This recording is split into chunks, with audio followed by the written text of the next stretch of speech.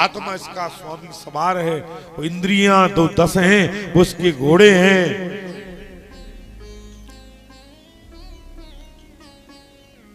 रात दिन इंद्रियों के ये घोड़े चले,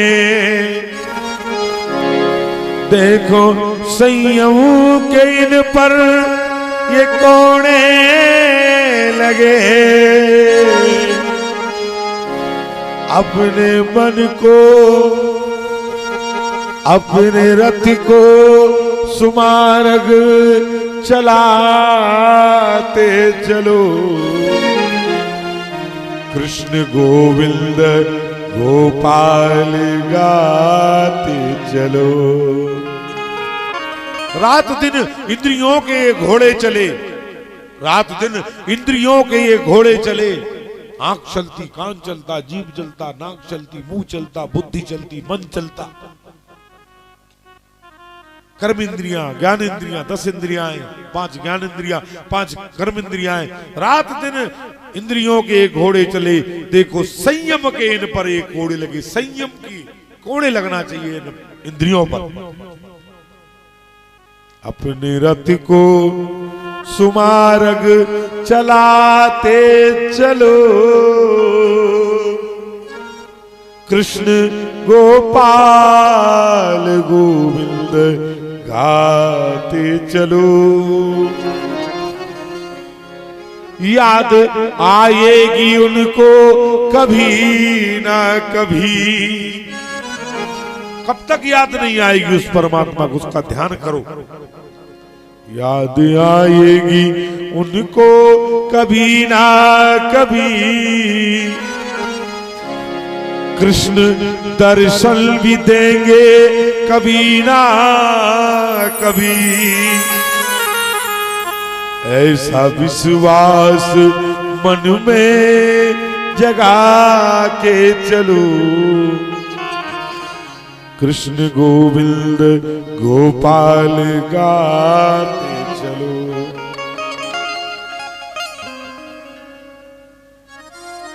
मन को विषयों से जब हटाओगे तब जाकर के भगवान मिलेंगे, क्योंकि हमारे अंदर ही लुटेरे बैठे हुए हैं। इतने लुटेरे हैं जो रोज लूट मचा रहे हैं हमारे अंदर। कौन कौन लुटेरे हैं? काम क्रोध लोभ मोहा देह तिष्ठति तस्करा। तस्कर माने लुटेरा, ये तस्करी करते हैं हमारे। कौन कौन है? ले काम क्रोध लोभ मोह देहे तिष्ठन्ति तस्करा। आदमी गुस्सा करता है, ठीक है, क्रोध करता है। क्रोध जरूरी है भाई। यदि कोई चीज भगवान ने बनाई है तो वो जरूरी है। यदि जरूरी नहीं होती तो भगवान बनाते नहीं। क्रोध भी जरूरी है, काम भी जरूरी है, मोह भी जरूरी है, लोभ भी जरूरी है। लेकिन अंतर इतना है कि हम उसका अनुपात नहीं लगा पाते कि कितना करना है कितना नहीं करना। बात अनुपात की है, ज्यादा कर बैठते हैं। जैसे नमक है ना, सब्जी में नमक जरूरी है, लेकिन वही यदि लिमिट में रहेगा तो स्वाद बन जाएगा। यदि थोड़ा लिमिट से ज्यादा हो जाएगा तो सब्जी नमक से बिगड़ जाएगी, आप खा नहीं पाओगे, बेस्वाद हो जाएगा। हर चीज लिमिट में। मिर्ची जरूरी है सब्जी में भाई, बनाई इसलिए गई है वो दुनिया में। भगवान ने जो चीज बनाई उसका जरूरी तो है वो चीज, लेकिन हर चीज लिमिट में। मिर्ची यदि लिमिट में डालोगे तो सब्जी स्वादिष्ट बन जाएगी, और लिमिट से यदि बाहर हो जाएगी तो वही बेस्वाद हो जाएगी, खा नहीं पाओगे। धनिया मसाला गरम मसाला लिमिट में जलेगा तो जायका बन जाएगा, और लिमिट से ज्यादा हो जाएगा तो कड़वा हो जाएगा। मसाले जो सब्जी को बना सकते हैं वही सब्जी को बेस्वाद भी कर सकते हैं। इसी प्रकार से क्रोध तुम्हारे जीवन को बना सकता है, यदि आवश्यकता से अधिक करोगे तो बिगाड़ भी सकता है। काम तुम्हारे जीवन को बना सकता है, लेकिन यदि आवश्यकता से अधिक करोगे तो बिगाड़ भी सकता है। क्रोध, लोभ तुम्हारे जीवन में जरूरी है, जीवन जीने के लिए लोभ जरूरी है, लेकिन जितना चाहिए उतना जरूरी है। उससे ज्यादा कर लोगे तो जीवन को तुम्हारे बिगाड़ सकता है। वो सब्जी जैसा बेस्वाद कर देगा तुम्हारा जीवन यदि तुम्हारा लोभ ज्यादा बढ़ जाए। इसी प्रकार से हर चीज लिमिट में। अब कई आदमी हमसे शिकायत करते, महाराज हमारे इन्हें गुस्सा बहुत आता। कई माताएं बहनें शिकायत करती कि महाराज इन्हें गुस्सा बहुत आता, बहुत ज्यादा गुस्सा आता भाई साहब के लाने। हमने भाई साहब से पूछा कि भाई साहब आपको क्यों गुस्सा आता? बोले महाराज आ ही जात, क्या बताएं काय आ जात, आ जात वो तो कितने आ जात। बोले महाराज इतने आ जात, ये आ जात फिर जात नहीं है, आ तो जात लेकिन फिर जात नहीं है। ऐसे पाहुने को बुला क्यों रहे हो कि जो आ जाए फिर घर ही में जम के रह जाए ना। ऐसे पाहुने को बुलाना नहीं है। अरे पाहुने ऐसा बुलाओ, रिश्तेदार ऐसा बुलाओ कि आए हो जाए, आए हो जाए, आना हो जाला तो अच्छा है, प्रेम बना रहेगा। वहां जाए और पांव पसार कहीं रह जाए तुम्हारे। ब्रजवासी कहते बोले बेटा ससुराल सुख की सार, ससुराल सुख की सार है। लेकिन एक ब्रजवासी बोले भैया दिन ही 2-4 है, ससुराल में आनंद जरूर है लेकिन 2-4 दिन आए, जाके बाद फिर तो। जीजा जी कहाँ जा रहे? पितरवार जा रहे, लो एक सब्जी लेता आई हो वहां से, लो जो सामान लेता आई हो। तो ससुराल सुख की सार है लेकिन दिना 2-4 है, जैसे तो बेकार है, 2-4 दिना से ज्यादा बेकार है। तो बोले महाराज आ जात लेकिन जात नहीं है। भैया ऐसे आदमी को तुम बुलात काहे हो कि जो आ जात पर जात नहीं है? जिसे बुलाना आता है उसे विदा करना नहीं आता, उसे भगाना नहीं आता है। ऐसे आदमी को बुलाते क्यों हो? क्रोध को बुलाना आ गया महाराज, अब शांत नहीं होता है, जाता नहीं है, उसे बुलाओ मत। जिसे तुम्हें विदा करना नहीं आता और आया ठीक है, बहुत अच्छी बात, स्वागत है, जरूरी है। थोड़ा सा आंख निकाल दो, बच्चे इतने में डर जाएं, बस इतना ही ठीक है। अब इतना आ जाए कि तुम डंडा उठा के सोताई करने को लग जाओ और फिर मान ही नहीं रहे। बच्चों की माँ भी कह रही अब रहने दो, बहुत ज्यादा होगा, मर जाएगा, पांव टूट जाएगा, हाथ टूट नहीं, लेकिन मान ही नहीं रहे। इतने क्रोध आ गए कि अब शांत ही नहीं हो रहा। आ जाए ठीक है लेकिन काम कराओ और भगाओ। इन्हें नौकर बना करके रखोगे तो जीवन सुंदर बन जाएगा, इन्हें नौकरों को मालिक बना लोगे तो जीवन बिगड़ जाएगा। ये सब नौकर होना चाहिए तुम्हारे। भगवान ने तुम्हें जीने के लिए, सेवा करने के लिए ये सब बनाए, नौकर हैं। कौन कौन?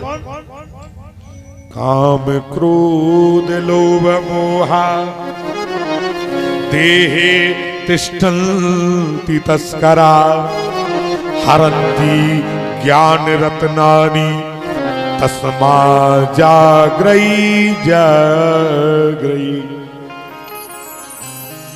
ये तुम्हारे नौकर हैं। कौन? काम क्रोध मद लोभ मोह, ये लुटेरे हैं। यदि तुम इन्हें मालिक बना दोगे तो तुम्हारे सब खजाने को लूट ले जाएंगे। कौन सा खजाना? अंदर कौन सा खजाना? सोना थोड़ी धरा है भीतर, मोहरे थोड़ी धरी, सोना थोड़ी है अंदर। अंदर तो क्या है? हरन्ति ज्ञान रत्नानि, ज्ञान के अनमोल रत्न, भक्ति, वैराग, तप, भजन, योग, साधना, जो थोड़ी मोड़ी तुमने एकत्रित कर पाई। वैसे तो आज आदमी एकत्रित कर ही नहीं पाता, आदमी भजन ही नहीं करता है आज का। तो सब कुछ करता लेकिन भजन कोई नहीं करता। अरे घंटे आध घंटे भगवान का सुमरण करो, आध घंटे बैठ करके भगवान का नाम। आदमी कहता है कि बहुत परेशान है महाराज। परेशान क्यों है? परेशान इसलिए है क्योंकि आध घंटे भगवान के पास बैठ करके कभी शांति से भगवान का नाम नहीं लेता, इसलिए परेशान है। यदि 1 घंटे भगवान को नित्य देने लगे तो गारंटी है, मेरी गारंटी का, उसके सारे कष्ट मिट जाएंगे। थोड़ा सा समय निकाल करके भगवान का भजन करो, नहीं तो ये लुटेरे तुम्हारे ज्ञान रत्नों को हर लेंगे। जन्म दुख्यम जरा दुख्यम, सुखदेव जी कहते राजन, जन्म दुख्यम जरा दुख्यम जाया दुख्यम पुनः पुनः अंत काले महा दुख्यम तस्मा जाग्रही जाग्रही ये संसार में जब आता है तो माता के गर्भ में उल्टा पड़ा रहता है, मलमूत्र में सना रहता, वहीं से दुख शुरू हो जाता है। यहां सुख नहीं है। संत कहते हैं जो सुख पायो राम भजन में, सो सुख नाही अमीरी में, मन लागो यार फकीरी।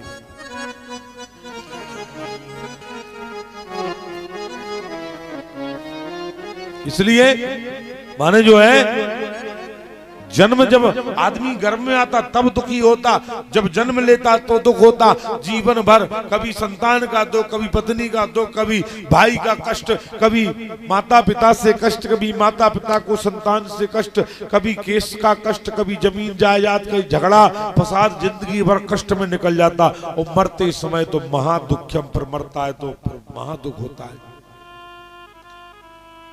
ये संसार कैसा है? सपने के समान है। ऐश्वर्ये स्वप्न संकासौ जीवनौ कुसुमोपमौ क्षणकौ चलवायुष्यौ तस्मा जागृहि जागृहि। जैसे सपना देखता है आदमी रात में सोते समय, हम राजा बन गए, हमें सांप काट लिया, वो घबराता है, आंख खुली तो कुछ नहीं। ऐसे ये संसार भी सपने के समान है। जब तक देख रहे हैं कि तुम्हारा है, वो आंख बंद पर कुछ नहीं किसी का है। आशाया बद्धते लोका कर्मणा परिबद्धते, आयु क्षयं न जानाति तस्मा जागृहि जागृहि। दिन दिन आयु खत्म हो रही है, दिन दिन हम काल के गाल की ओर जा रहे हैं। एक एक कदम बढ़ रहा है, एक दिन खत्म तो एक कदम बढ़ गया, एक दिन खत्म तो एक कदम बढ़ गया, एक दिन खत्म तो एक कदम बढ़ गया। दिन दिन काल की ओर जा रहे हैं, एक दिन काल के मुंह में समा जाएंगे। इसलिए जाग जाओ, अभी भी सवेरा है। इसलिए इन शास्त्रों की रचना की गई कि सोते हुए, माया की नींद में सोते हुए मनुष्यों को जगाया जा सके। क्योंकि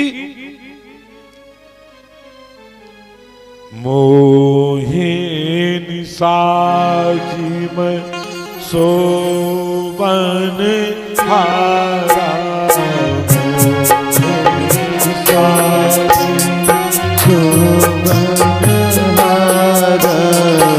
मोहे निसाजी में सोवन हारा, मोहे निसाजी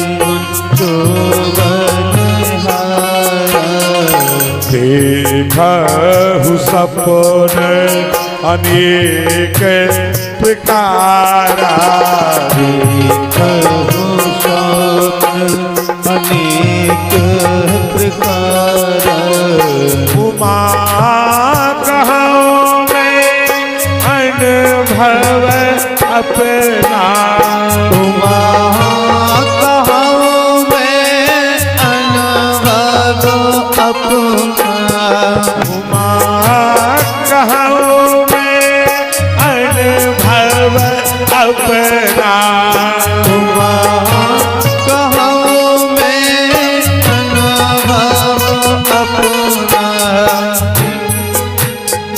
बिन हरि भजन जगत सब सपना, बिन हरि भजन जगत सब सपना, बिन हरि भजन जगत सब सपना, बिन हरि भजन जगत सब सपना। उमा कहो में अनुभव अपना, उमा कहो में अनुभव अपना। हरि भजन जगत सब सपना, हरि भजन जगत सब सपना। मोहे निसाजी में सोवन हारा, मोहे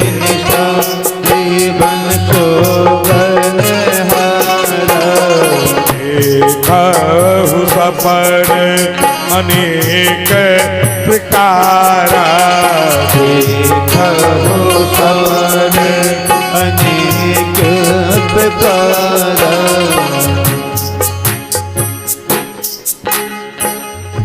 उमा कहूँ मैं अनुभव गुना।